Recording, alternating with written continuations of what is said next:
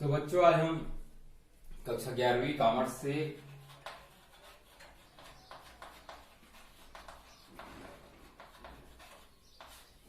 से पढ़ेंगे लेखा शास्त्र। ठीक है, तो आज हम एक नया अध्याय प्रारंभ करेंगे। नया अध्याय है अध्याय नंबर 7। अध्याय नंबर 7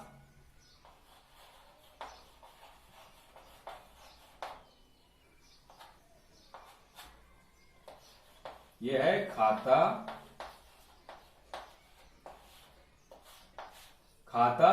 बही।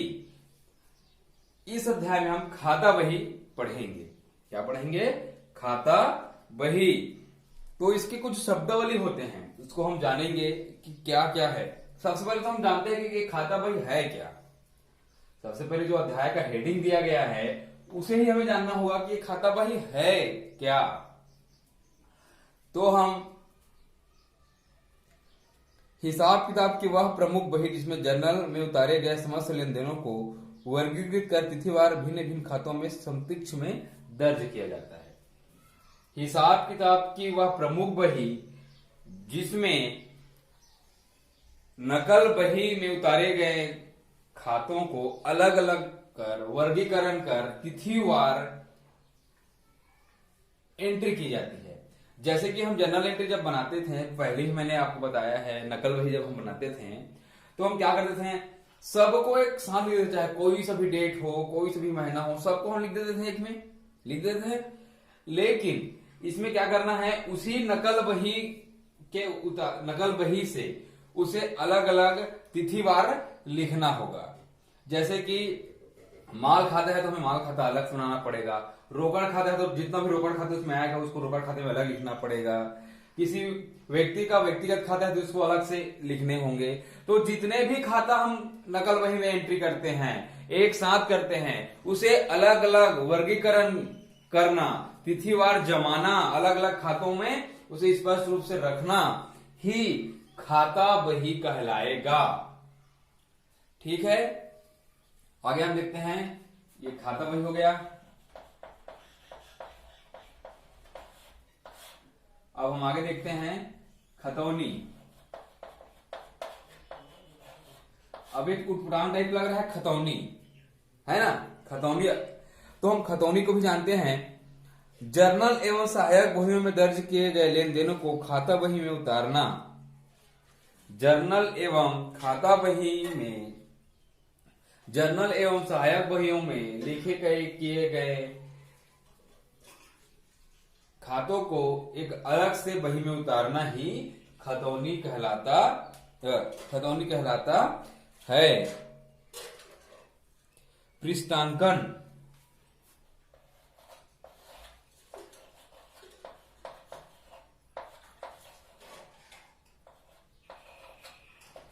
पृष्ठांकन क्या चीज हम देखते हैं। जर्नल से खाता बही में लेन देनों की खतौनी करते समय जर्नल का पृष्ठ संख्या लिखा जाता है। जर्नल से खाता बही में खतौनी करने के समय एक पृष्ठ संख्या लिखा जाता है, उसे ही हम एक पृष्ठांकन कहते हैं।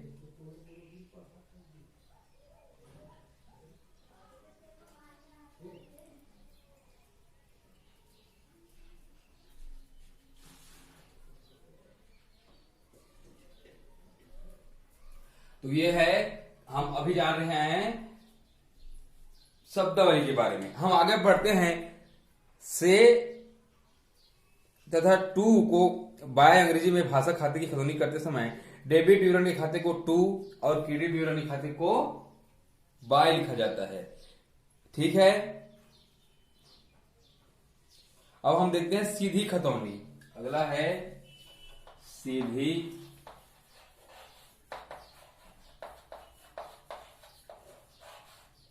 खतौनी। ये सीधी खतौनी क्या चीज हम देखते हैं। स्मरण पुस्तिका या रब बही से सीधे खाता बही में लेन देनों का अभिलेखन करना ही सीधी खतौनी कहलाता है। अब हम एक इंपॉर्टेंट चीज पढ़ते हैं जो ज्यादा आवश्यक है, जिसे आप समझ नहीं सकते, उसको मैं समझाता हूं, बाकी आप थ्योरी उसको पढ़ लेंगे। अब हम पढ़ेंगे नकल बही तथा खाता बही में अंतर।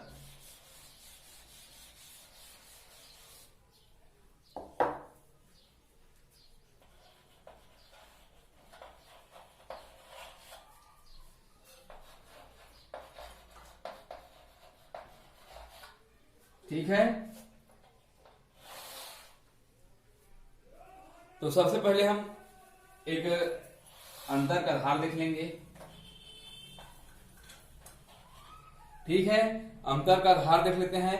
पुस्तक का प्रकार, सबसे पहले है पुस्तक का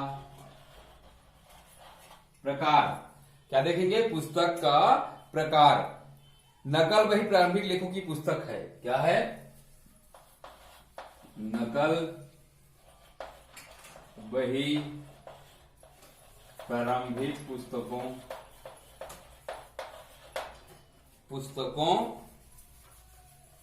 लेखों की पुस्तक है। सॉरी, प्रारंभिक लेखों की पुस्तक है। मैंने पहले ही बताया है कि नकल बही प्रारंभिक लेखा है। जब किसी व्यापार में लेन देन किया जाता है, उस लेन देन को हम लिखते हैं, तो प्रारंभिक है जो डेट रहे या कोई भी खाता रहे उसको एक में ही लिख दिया जाता है, वो है नकल बही। तो प्रारंभिक वही है, शुरुआत में हम कोई एंट्री करते हैं तो वो होता है नकल बही। इसीलिए यहां पर कहा जा रहा है कि नकल बही प्रारंभिक लेखा करने की पुस्तक है। ठीक है, जैसे कि अब हम आते हैं खाता बही। खाता बही क्या है?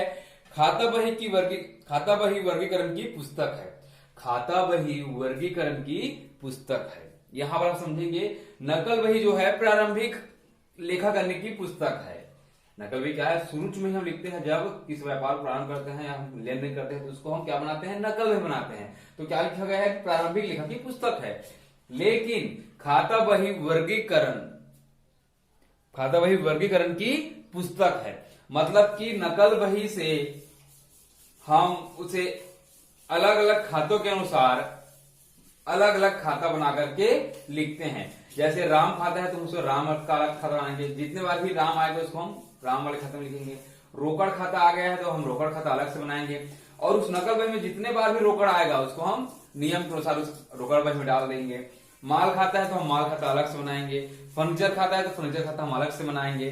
तो वो वर्गीकरण करता है। खाता बही क्या कराता है? वर्गीकरण करता है, खातों को उनके विशेषताओं के अनुरूप उसे बांट देता है। इसीलिए खाता बही वर्गीकरण का पुस्तक है। खाता बही वर्गीकरण का पुस्तक है। अब हम देखते हैं दूसरा में दिया गया है लेखों का आधार। नकल बही में स्मरण बही की सहायक अथवा स्वतंत्र रूप से सौदों का लेखांकन किया जाता है। नकल बही क्या होता है? हम थोड़ा स्मरण के लिखे रहते हैं, याददाश्त के लिखे रहते हैं ना, उसको देखकर लिख सकते हैं, या सीधा डायरेक्ट हम अपने लेन देन को उसमें लिख सकते हैं। ठीक है, खाता बही नकल अथवा अन्य सहायक बही के लिखे किए जाते हैं। खाता बही में क्या होता है? नकल बही का ही हम खाता बही में वर्गीकरण करते हैं, या अन्य किसी सहायक बहियों से हम खाता बही में वर्गीकरण करके लिखते हैं। अगर पढ़ते हैं लेखों का लेखों का आकार। इस बही में सौदों का लेखा विस्तार से किया जाता है। इस बही में प्रत्येक सौदे का संक्षिप्त एवं एकत्रित रूप में लिखा जाता है। नकल बही में क्या होता है कि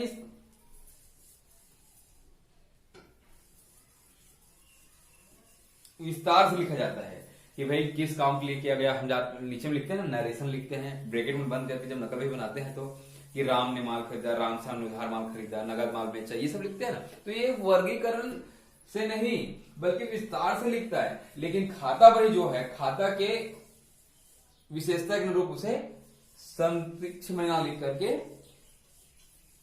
उसे खाता के अनुसार लिख दिया जाता है। सौदे की व्याख्या। इस बही में प्रत्येक सौदे की प्रस्तुति के साथ उनकी जानकारी व्याख्या के रूप में लिखी जाती है। यही बताया जा रहा है, जो हम नरेशन लिखते हैं, व्याख्या लिखते हैं, वही है। कहा बताया जा रहा है कि सौदे की व्याख्या इसमें नकल बही में किया जाता है कि भाई हमने राम से माल खरीदा है, उधार माल खरीदा है, कि नगद माल खरीदा है, किसको माल बेचा है, कितने परसेंट में बट्टा मिला है, हमने कितने परसेंट बट्टा दिया है, ये सब लिखा जाता है। लेकिन इसमें ऐसा कुछ नहीं, व्याख्या नहीं लिखा जाता। लेखा विधि। इस बही में प्रत्येक सौदे को तिथिवार पृथक पृथक रूप से लिखा जाता है। नकल बही में अलग अलग तरीके से सबको एक में लिख दिया जाता है। इस और खाता बही में क्या होता है, इसमें समान स्वभाव वाले सौदे को समूहबद्ध तिथिवार क्रम से लिखा जाता है। जैसे कि रोकड़ है तो हम उसे रोकड़ वाले खाते में डालेंगे और तिथिवार लिखेंगे।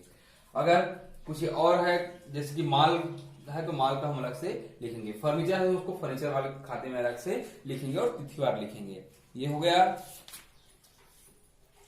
उपयोग। अब उपयोग क्या क्या आता है, नकल बही करने का उपयोग क्या है और खाता बही करने का उपयोग क्या है। भाई बिना उपयोग के कोई व्यक्ति फालतू का नहीं करेगा ना कहीं उसको उपयोग है तभी हम उसको कर रहे हैं। आज के डेट में बिना उपयोग के वेस्ट काम कौन करता है, कोई नहीं करता। ठीक, सबका समय जो अमूल्य है। ठीक है, इस बही नकल बही देखेंगे, इस बही का उपयोग सौदों को प्रारंभिक लेखांकन में ही किया जाता है। प्रारंभिक लेखों के बाद यही बही अधिक उपयोगी नहीं होती। प्रारंभ में हम याददाश्त के लिए और आगे को खाता बही करने के लिए हम उसे प्रारंभिक में लिखा जाता है, उसके बाद इसका कोई भी उपयोग नहीं होता। खाता बही अंतिम लेखों की पुस्तक है, अतः व्यापार में इसका प्रयोग बार बार करना पड़ता है। अब क्या है कि अब हमारा जो व्यापार है आगे बढ़ चुका है, मतलब इस वर्ष प्रारंभिक में हमने जो सौदे किए हैं, जो हमने व्यापार किया है, उसका हमें याददाश्त लास्ट वर्ष के लास्ट में लेना है। तो अब क्या होगा, रोकड़ कितना लेन देन है। अब हमें ये याद ध्यान जिसके हमें आवश्यकता पड़ गया कि रोकड़ का क्या लेन देन है, तो हम क्या करेंगे पता है, रोकड़ का सीधा खाता उठा करके देख सकते हैं, माल का खाता उठा करके हम सीधा देख सकते हैं। इसीलिए कहा जा रहा है कि खाता बही व्यापार में बार बार उपयोग में लाए जाने वाले खाता है। खाता बही का उपयोग व्यापार में बार बार है, लेकिन नकल बही का उपयोग प्रारंभिक में है, उसके बाद उसका, क्योंकि इसका ही आगे रूप ये है, नकल बही का आगे रूप ही खाता बही है, तो इसका जब उपयोग हम कर रहे हैं तो इसकी आवश्यकता नहीं पड़ेगी, क्योंकि इन्हीं के अनुरूप, इसी के अनुरूप प्रारंभिक खाता के अनुरूप ही हमने इसको बनाया है, तो इसका उपयोग प्रारंभिक में रहता है, उसके बाद खाता बही का उपयोग जो है बार बार होते रहता है। यही कहा जा रहा है। स्थायित्व, नकल बही प्रारंभिक लेखों की पुस्तक है जिसे अस्थायी अभिलेख के रूप में माना जाता है। अस्थायी माना जाता है इसे। खाता बही एक स्थायी अभिलेख के रूप में माना जाता है क्योंकि इसके बाद सौदों का लेखांकन अन्य बही में नहीं किया जाता, इसके बाद और अन्य बही में करने की आवश्यकता नहीं होती। यही एक मतलब महत्वपूर्ण बही है, स्थायी बही है, और इसके बाद जो है कहीं पर भी और आवश्यकता नहीं होती एंट्री करने की, क्योंकि ये अलग अलग डिवाइडेशन, वर्गीकरण, तिथिवार, डेट वाइज लिखा जाता है, इसलिए इसके बाद और खाता बही हम नहीं करते हैं। लेकिन आगे जब हम पढ़ेंगे इस वाले अध्याय में वो नहीं है, लेकिन जब हमें इसे पता करना है कि हमने जो खाता बही किया है या हमने जो नकल बही किया है सही है या नहीं, उसके लिए हमें अध्याय आएगा तलपट का। तलपट का एक विशेषता है कि दोनों तरफ का अमाउंट बराबर होना चाहिए, तब आपका सही है। ठीक है, आगे हम इसको पढ़ेंगे।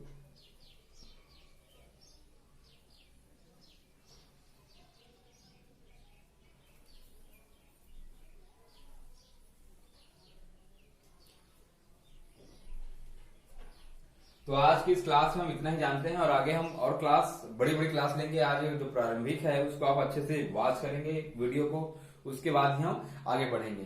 तो आज का एक क्लास यहीं तक, और जो आगे क्लास है हम लंबा लेंगे।